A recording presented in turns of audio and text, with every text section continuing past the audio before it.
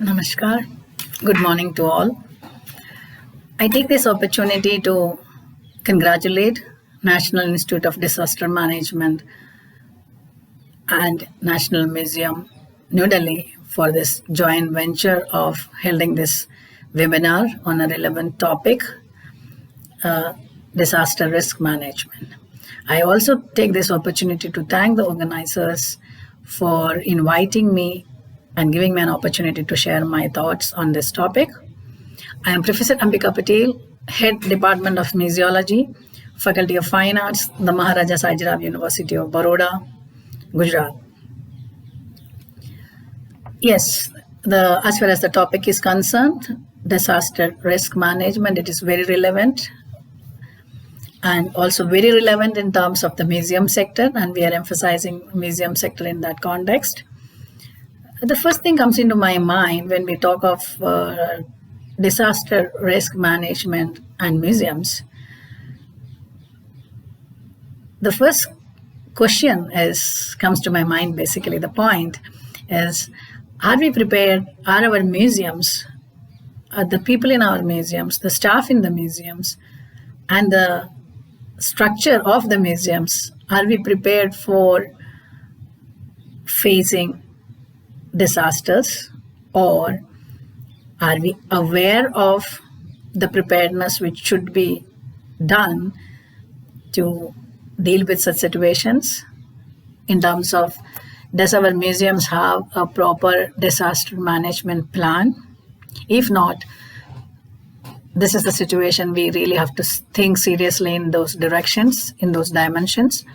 The first thing, all of our museums, whether it is small or big, whether it is government or private, trust, university museum, rural museum, smaller museums, house museums, whatever of its kind and scope and jurisdiction, all museums should have a well-designed, well-drafted disaster preparedness plan. So the disaster management, which is a preparedness plan, preparedness towards prevention, preparedness before, during, and after the event, after the disaster, if it happens.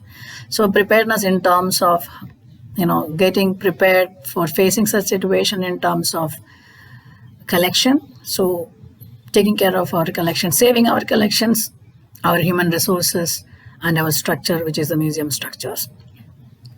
If we have a proper plan, if each of our museum have a properly designed layout plan with protocols and procedures as guidelines, it will be easy for them to handle the situation because they know what to do and how to do and when to do.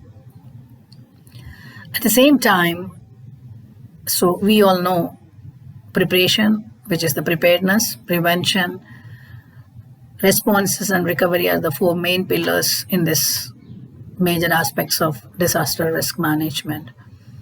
But if you have a prepared plan, then things are more streamlined, things are more focused, people know what to do. At the same time, yes, all of our museums should focus on a condition mapping.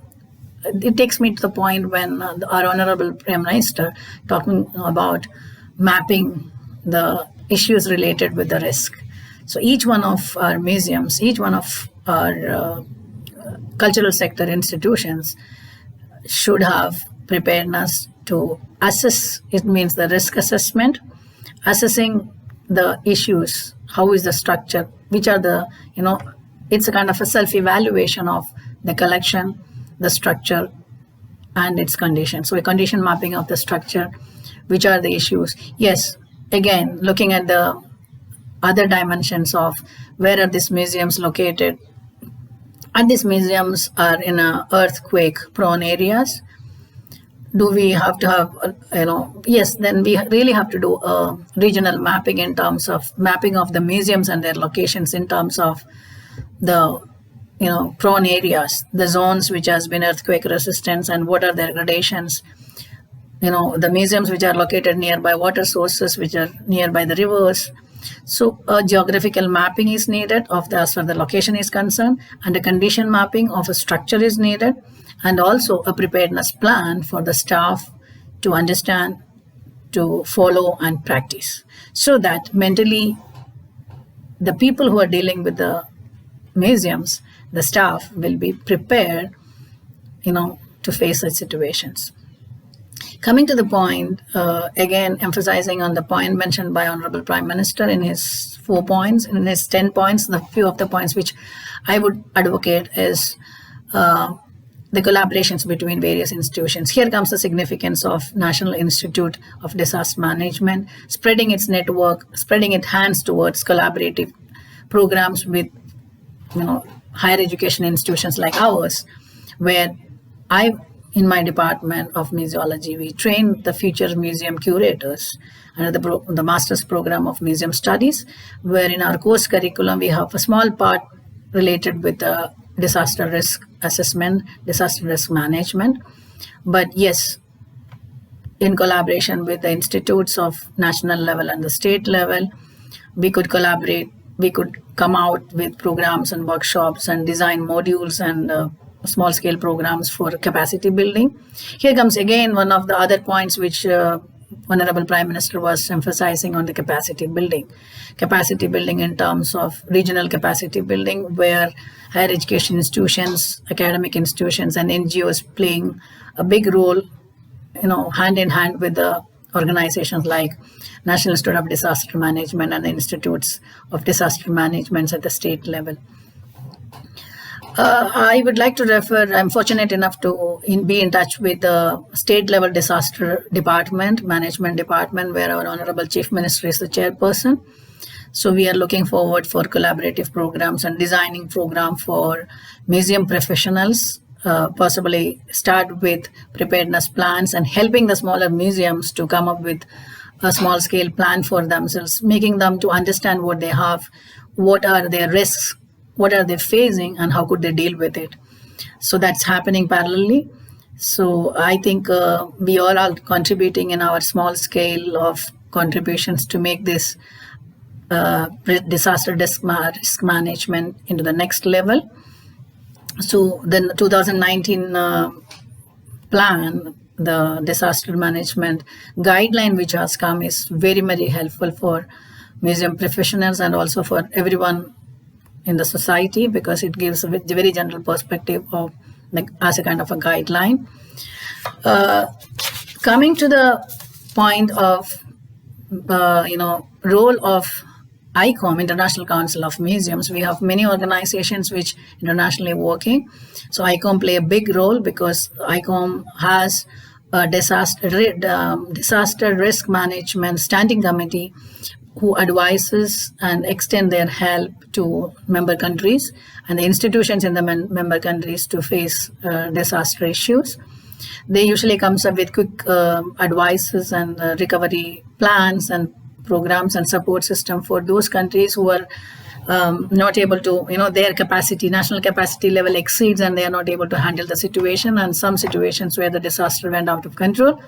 So ICOM come forward to help them out, and then, with their projects, with their financial support and advices. And I'm sure that one of the speaker, Mr. Rohit Jigyasu, part of the ICROM, and then he was part of ICOMOS for many years. So you will be getting more dimensions and more depth of understanding in terms of disaster management and the contributions of other organizations as well. So when I look at, as an academician, looking at the disaster management, an academician related with training museum professionals, future museum professionals, I strongly believe that disaster risk management should be part of our curriculum. At the same time, we have that, but at the same time, we could modulate it into better perspective so that we could train the museum professions who is already there in service, so we can come up with some in-service small-scale modules and programs. And also we could extend that into the further spheres of, further institutes of cultural sector. Yes, definitely, again, coming up the point of collaboration and networking where, National Museum, a National Institute of Disaster Management and the state institutes and state level disaster management departments, which has been framed under this regulation, should have more, networking, and then possibly we could do better in future. At this point, I would like to wish the participants to take maximum benefit of the sessions which is coming up. But I also wanted to share one small experience which I would share, that at some of the museums I visited in Los Angeles, LA. LA is an area which is heavily earthquake prone area. The local county museum at LA, I could visit, and then what I found was even the display technique they were using was also, has a compatibility with risk management, reducing the risk in terms of, using the material for display cases and also for display pedestals, where the vibrations, the materials are of to some extent, materials used were, resisting the vibrations. And also there is a kind of big size, and the designs is made in such a way where those pedestals will not give more vibration, so that the objects, the heavy sculptural objects which is displayed, will not have damage because of the fall. So the reduction of the damage and taking care of the risk, right, even from the display setup, and the storage. Yes, definitely the storage in terms of, keeping them, racking them, and also but tying it up with the wood cotton ribbon, so that there won't be kind of abrasion and kind of this thing, if at all it gives some kind of a vibration or maybe some shaking, and then attached with the wall, so that if something comes, it will not fall off. So there are small steps which is taken by various museums in terms of the collection when it is in display and when it is in storage.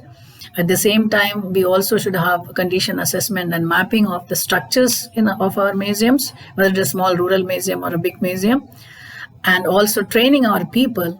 So I think National Institute of Disaster Management play the big role in capacity building and then extending the networking and making this dimension of disaster risk management as a key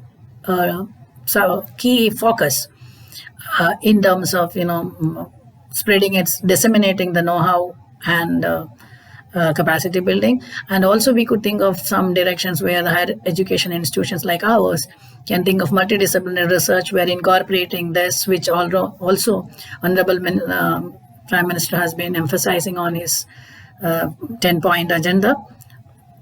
So, and also I think the local capacity development, where the indigenous knowledge systems could be utilized for training the people at the local level. So, for the small museums and the smaller localities where a big instrument will not be reaching in time, definitely could be take the benefit of the local knowledge system and the wisdom and the practices to save their material, their life, and their structure. And also, I would like to emphasize on the point which Honorable Prime Minister was emphasizing on application of digital technology, mobile technology, and social media for disaster response. So, outreaching the people who are needy and in real time, if not in real time, at least, on a faster rate of reaching them, updating them, and getting the feedback and the responses, and then accordingly taking measures and steps. I think, even the higher educations, we can work with developing apps and then softwares and other mechanisms for digital technologies and application of the digital technology. And we all face now COVID. We know how the challenges came to us and then how we faced it. So it's not like it is not possible. We could do, and then with collaborative joint ventures, definitely we could take this further with a positive spirit. And I thank you for this and wish the participant take the maximum benefit of this webinar, and looking forward for more such collaborative webinars and discussions, and maybe designing some modules and programs for wider perspective. Thank you so much.